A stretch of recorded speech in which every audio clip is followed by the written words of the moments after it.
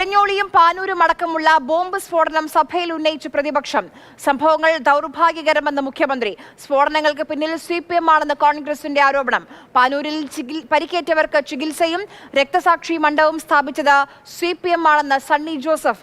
CPM-ന് ചിഹ്നം പോയാൽ AK ബാലൻ പറഞ്ഞതുപോലെ ഈനാമ്പേച്ചിയും മരപ്പട്ടിയും വേണ്ട, ബോംബ് മതിയെന്നും സണ്ണി ജോസഫ്. AK ബാലൻ വേവലാതിപ്പെട്ടു. ഈ ചിഹ്നം നഷ്ടപ്പെട്ടാൽ ഈനാമ്പേച്ചിയും മരപ്പട്ടിയും ചിഹ്നമാകേണ്ടി വരുമോ എന്ന് ചോദിച്ചപ്പോൾ ഷാബി പറഞ്ഞത് അങ്ങനെ പോയാൽ ചിഹ്നം പോയാൽ ബോംബ് ചിഹ്നമാക്കാം എന്ന് നിങ്ങളെ ആക്ഷേപിച്ച് പറയേണ്ടതായിട്ട് തോന്നുന്നു. പാർട്ടി ആക്ഷേപിച്ച് പറയേണ്ടതായിട്ട്.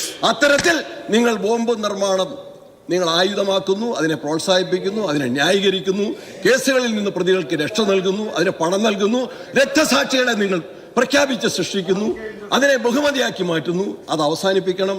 ഈ സംഭവത്തെക്കുറിച്ച് അന്വേഷിക്കണം. ബോംബ് നിർമ്മാണം തടയണം. യഥാർത്ഥ പ്രതികളെ നിയമത്തിന് മുമ്പിൽ കൊണ്ടുവരണം.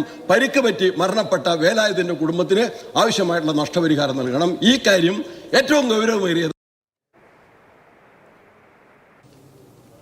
പഴയ ചരിത്രം പരിശോധിച്ചാൽ എവിടുന്നാണ് ബോംബിൻ്റെ തുടക്കം എന്നത് നമുക്കെല്ലാവർക്കും അറിയാമല്ലോ.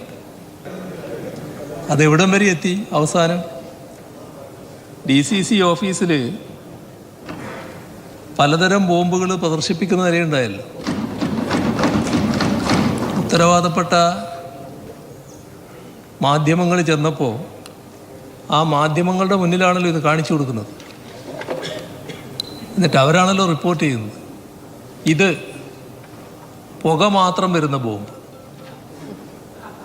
ഇത് മാരകമായ ശേഷിയുള്ള ബോംബ്, 3-4 തരം ബോംബ് ഇങ്ങനെ കാണിക്കുകയായിരുന്നു. അത് DCC ഓഫീസിലായിരുന്നല്ലോ. ഇതിൽ നിന്നെല്ലാം കണ്ണൂർ ജില്ലയിൽ പഴയ കാലത്തിൽ നിന്ന് വലിയ മാറ്റം പിന്നീട് വന്നല്ലോ. മുഖ്യമന്ത്രിയുടെ മറുപടിയുടെ അടിസ്ഥാനത്തിൽ അടിയന്തര പ്രമേയത്തിന് അവതരണാനുമതി നിഷേധിച്ചു സ്പീക്കർ. പ്രശാന്ത് കൃഷ്ണ വിവരങ്ങളുമായി നിയമസഭയിൽ നിന്ന് ചേരുന്നു. പ്രശാന്ത്, ഈ കണ്ണൂരിലത് വളരെ ഗൗരവമേറിയ ഒരു വിഷയമാണ്. ആ നിരപരാധി എന്ത് തെറ്റ് ചെയ്തു? ഇപ്പോൾ കണ്ണൂരിൽ പണ്ട് നമ്മൾ പ്രശ്നങ്ങളും തർക്കങ്ങളും ഒക്കെ ഉണ്ടായിരുന്ന ഒരു കാലത്ത് ഇതുപോലെയുള്ള അനുഭവങ്ങൾ ഉണ്ടായിട്ടുണ്ട്. പക്ഷേ ഇപ്പോൾ കുറച്ചു കാലമായി, കുറച്ച് വർഷങ്ങളായി അങ്ങനത്തെ സംഭവങ്ങൾ നമ്മൾ കേൾക്കാറില്ല. ഈ വിഷയം ഉന്നയിക്കുമ്പോൾ എന്തായിരുന്നു സർക്കാരിന്റെ മറുപടി? ആഭ്യന്തര മന്ത്രി കൂടിയായ മുഖ്യമന്ത്രിയുടെ മറുപടി എന്തായിരുന്നു ഇന്നലെ നടന്ന ഈ വിഷയത്തിൽ? ആര്യ, എരഞ്ഞോലിയിൽ വേലായുധൻ എന്ന വയോധികൻ തേങ്ങ പെറുക്കുന്നതിനിടെ കിട്ടിയ സ്റ്റീൽ പാത്രം ഇത് തുറക്കുന്നതിനിടെയാണ് ബോംബായിരുന്നു. അങ്ങനെയാണ് അദ്ദേഹം മരണപ്പെട്ടത്. ഈ വിഷയം ഇന്ന് പ്രതിപക്ഷം നിന്നുള്ള അടിയന്തര പ്രമേയമായി ചർച്ച ചെയ്യണമെന്ന് നോട്ടീസ് നൽകിയായിരുന്നു. ഇതിന് മറുപടി പറഞ്ഞ മുഖ്യമന്ത്രിയും ഈ വിഷയം ഉന്നയിച്ച സണ്ണി ജോസഫും പ്രതിപക്ഷ നേതാവും എല്ലാം തന്നെ രാഷ്ട്രീയമായ ആരോപണങ്ങൾ ഉയർത്തി. CPM-ന് നേരെയായിരുന്നു പ്രതിപക്ഷത്തിന്റെ ആരോപണം മുഴുവൻ. CPM ആണ് ഈ ബോംബ് നിർമ്മാണത്തിന് പിന്നിൽ എന്നതായിരുന്നു. അതിന് മറുപടി പറഞ്ഞ മുഖ്യമന്ത്രിയും മുൻകാല രാഷ്ട്രീയ ചരിത്രം നിരത്തിക്കൊണ്ടാണ് മറുപടി പറഞ്ഞത്. പക്ഷെ അപ്പോഴും മുഖ്യമന്ത്രി ഈ അടിയന്തര പ്രമേയ നോട്ടീസിന് മറുപടി പറഞ്ഞപ്പോൾ ഇന്നലത്തെ ബോംബ് സ്ഫോടനത്തിന് പിന്നിൽ ഏതെങ്കിലും ഒരു രാഷ്ട്രീയ പാർട്ടിയുടെ പിൻബലത്തിലാണ്, അല്ലെങ്കിൽ രാഷ്ട്രീയ പാർട്ടിയാണ് അതിന് പിന്നിൽ, അതായത് RSS-ഓ കോൺഗ്രസോ ആണ്, അല്ലെങ്കിൽ CPM പ്രവർത്തകരാണ് എന്ന കാര്യം അദ്ദേഹം വിശദീകരിച്ചില്ല. അതേസമയം തന്നെ മുഖ്യമന്ത്രി വസ്തുതാപരമായ ഒരു കാര്യം ചൂണ്ടിക്കാട്ടി. അതായത് കണ്ണൂർ ജില്ലയിലെ ചില മേഖലകളിൽ ഇത്തരം സംഭവങ്ങൾ ആവർത്തിക്കുന്നുണ്ട് എന്ന് മുഖ്യമന്ത്രി നിയമസഭയിൽ സമ്മതിച്ചു. ഇതിന്റെ പശ്ചാത്തലത്തിൽ പോലീസിനോട് കൂടുതൽ ഊർജിതമായ പരിശോധന നടത്താൻ നിർദ്ദേശിച്ചിട്ടുണ്ട്. പാനൂരിലെ ബോംബ് സ്ഫോടനത്തിന്റെ പശ്ചാത്തലത്തിൽ പോലീസ് നടത്തിയ അന്വേഷണം, അറസ്റ്റ്, ഇതിനൊപ്പം തന്നെ വ്യാപകമായി തന്നെ ഈ ബോംബ് സ്ക്വാഡും ഡോഗ് സ്ക്വാഡും വിവിധ മേഖലകളിൽ പരിശോധന നടത്തുന്നു, വാഹന പരിശോധന നടത്തുന്നുണ്ട്.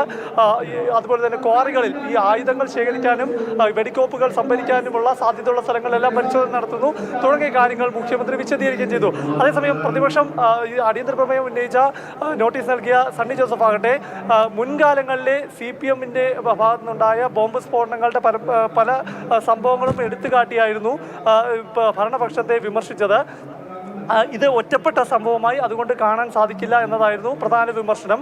പ്രതിപക്ഷ നേതാവ് വി ഡി സതീശനാകട്ടെ കണ്ണൂരിൽ നടക്കുന്നത് CPM-ന്റെ ഗ്രൂപ്പ് പോരിന്റെ ഭാഗമായുള്ള സ്ഫോടനമാണ്. അതായത് 2 ജയരാജന്മാരുടെ നേതൃത്വത്തിലുള്ള സംഘങ്ങൾ തമ്മിലുള്ള പോർവിളിയും സ്ഫോടനവുമാണ്, ഈ അക്രമവുമാണ് ഈ ഇപ്പോൾ നടക്കുന്ന ബോംബ് സ്ഫോടനത്തിന്റെ പിന്നിൽ, അല്ലെങ്കിൽ ഈ ബോംബ് നിർമ്മാണത്തിന്റെ പിന്നിൽ എന്ന വിമർശനമാണ് പ്രതിപക്ഷ നേതാവ് ഉന്നയിച്ചത്. നിങ്ങൾ ആശയപരമായ സംവാദത്തിലേക്ക് വരൂ, ആയുധം താഴെ വയ്ക്കൂ എന്ന വിമർശനമാണ് എന്ന ആവശ്യമാണ് പ്രതിപക്ഷ നേതാവ് ഉന്നയിച്ചത്. ഏതായാലും മുഖ്യമന്ത്രി തന്നെ പറയുന്നുണ്ട് ഈ സർക്കാർ വന്നതിന് ശേഷം RSS-ഉമായുള്ള ഏറ്റുമുട്ടലുകൾ കുറഞ്ഞു എന്ന് പറയുമ്പോഴും അത് മസ്കറ്റ് ഹോട്ടലിൽ മുൻകാലത്ത് നടന്ന ചർച്ചകളുടെ അടിസ്ഥാനത്തിൽ എന്ന് പറയുമ്പോൾ ഇപ്പോൾ നടക്കുന്നത് എന്തുകൊണ്ടാണ്, അതായത് പോലീസിന്റെ ഒത്താശയോടെയുള്ള ബോംബ് നിർമ്മാണവും അക്രമവുമാണ് ഇപ്പോൾ നടക്കുന്നത് എന്നാണ് പ്രതിപക്ഷം നിയമസഭയിൽ ഭരണപക്ഷത്തെ കടന്നാക്രമിച്ചത്. ഏതായാലും പോലീസ് അന്വേഷണം ഊർജിതമായി നടക്കുന്നുവെന്നും മുഖ്യമന്ത്രി സഭയിൽ വിശദീകരിക്കുകയുണ്ടായി. അതേസമയം തന്നെ മുൻകാല ചരിത്രം പരിശോധിക്കുമ്പോൾ ആർക്കാണ് ബോംബ് നിർമ്മാണത്തിന്റെ ചരിത്രമുള്ളത്? അത്